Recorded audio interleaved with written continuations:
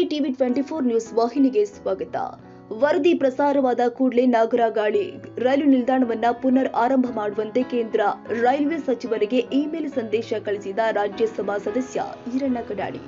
ಹೌದು, ನಿನ್ನೆಯಷ್ಟೇ ನಮ್ಮ ನ್ಯೂಸ್ ಸಮೂಹದ ರಾಜ್ಯ ಉಪಸಂಪಾದಕ ಬಸವರಾಜ್ ಬೆಳಗಾವಿ ಜಿಲ್ಲೆಯ ಖಾನಾಪುರ ತಾಲೂಕಿನ ನಾಗರಗಾಳಿ ರೈಲು ನಿಲ್ದಾಣದಲ್ಲಿ ಕಳೆದ 4 ವರ್ಷಗಳಿಂದ ಕರೋನಾ ನೆಪವೊಡ್ಡಿ ರೈಲುಗಳನ್ನು ನಿಲುಗಡೆ ಮಾಡದೆ ಈ ಭಾಗದ ಪ್ರಯಾಣಿಕರಿಗೆ ತೀವ್ರ ತೊಂದರೆಯಾಗ್ತಾ ಇದೆ ಹಾಗೂ ಸುಸಜ್ಜಿತವಾದ ರೈಲು ನಿಲ್ದಾಣ ಪಾಳು ಬೀಳ್ತಾ ಇದೆ ಅಂತ ವರದಿ ಪ್ರಕಟಿಸಿ ಪ್ರಧಾನ ಮಂತ್ರಿಗಳು ಹಾಗೂ ಕೇಂದ್ರ ಸರ್ಕಾರ ಅಧಿಕೃತ ಟ್ವಿಟರ್ಗೆ ಟ್ವೀಟ್ ಮಾಡಿ ರಾಜ್ಯಸಭಾ ಸದಸ್ಯ ಈರಣ್ಣ ಕಡಾಡಿ ಅವರ ಗಮನಕ್ಕೆ ತೆಗೆದುಕೊಂಡು ಬಂದಿದ್ರು.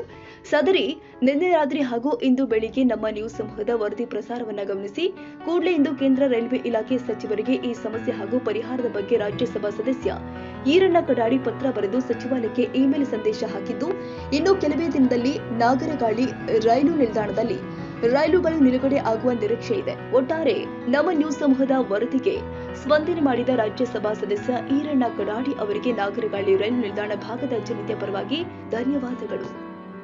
ತಾಜಾ ಸುದ್ದಿಗಾಗಿ ಟಿವಿ 24 ನ್ಯೂಸ್ಗೆ ಸಬ್ಸ್ಕ್ರೈಬ್ ಮಾಡಿ ಮತ್ತು ಬೆಲ್ ಐಕಾನ್ ಒತ್ತಿ ತಪ್ಪದೇ ಲಿಂಕ್ ಶೇರ್ ಮಾಡಿ.